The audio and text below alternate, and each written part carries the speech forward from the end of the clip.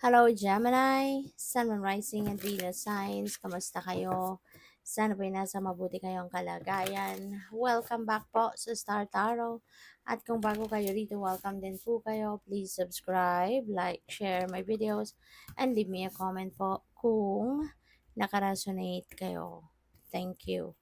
So, first card ni Gemini, we have Ant Spirit, time to collaborate.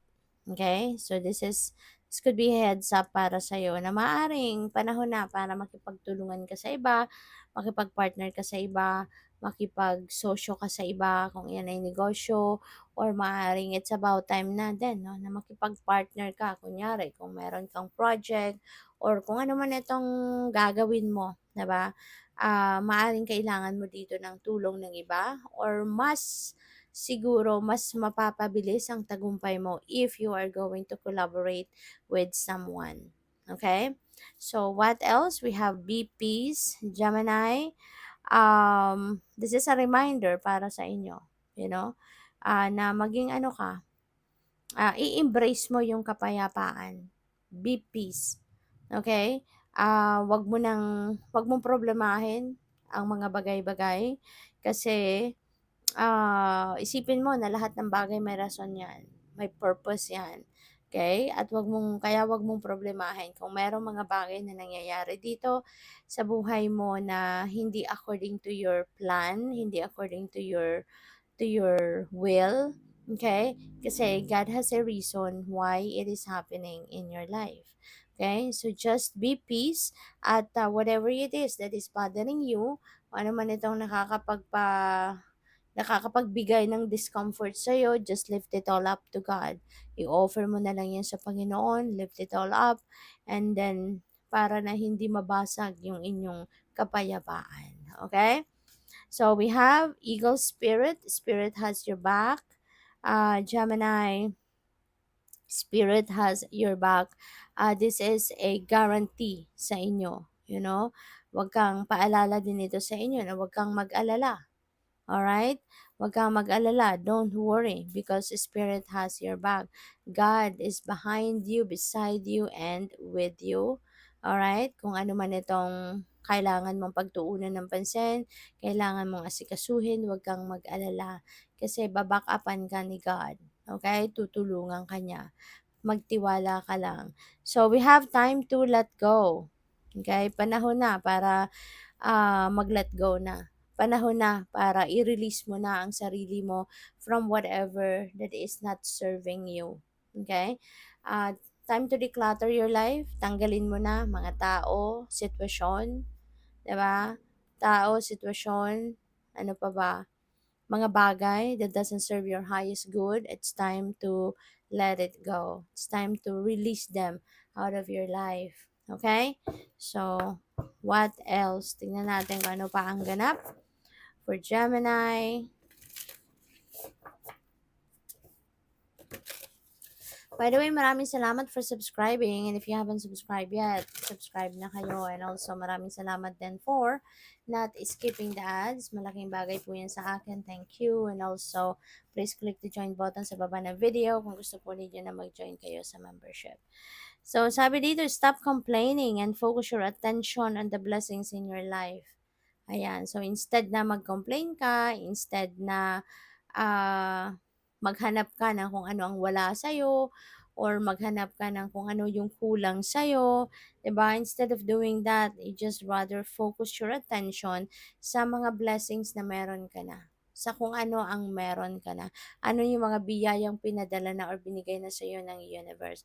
So, you'd rather focus on that rather than maghanap ka ng kung ano pa yung kulang sa'yo at nang wala sa'yo. Okay?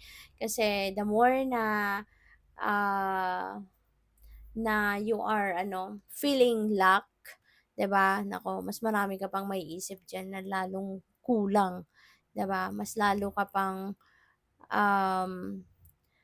Mas lalo ka pang makakahanap or makakakita sa buhay mo ng marami pang kulang, no?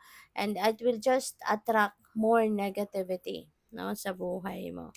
So we have Goose, take time to rest. and recuperate rather than continuing your striving.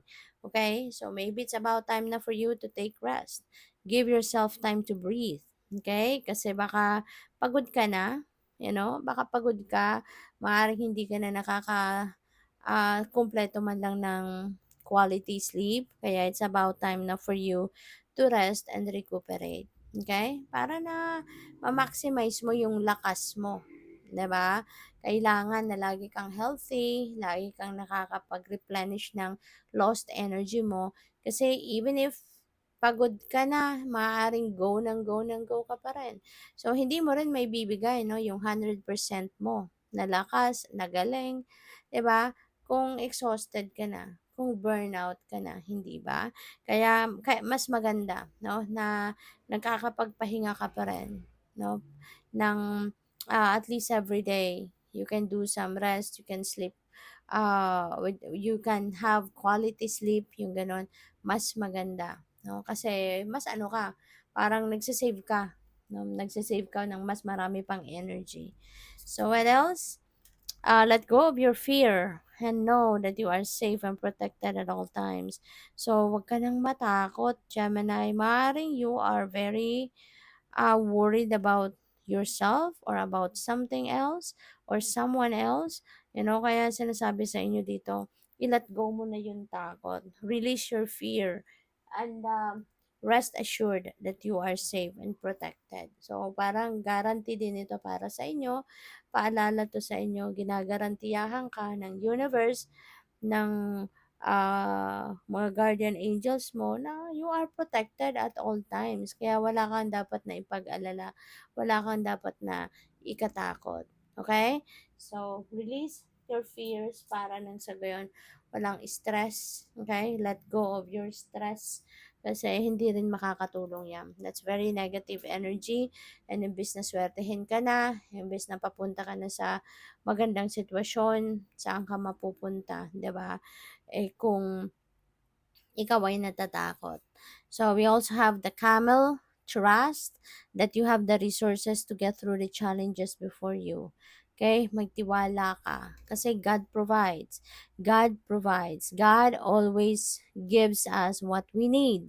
'Di ba? Kaya magtiwala ka na kung anong kailangan mo para malagpasan mo yung mga challenges mo sa buhay, anong mga kailangan mo para malagpasan mo yung mga pagsubok sa buhay ay nandiya diyan sa'yo, 'no, at malalagpasan mo 'yan, magagawan mo ng paraan, 'di ba?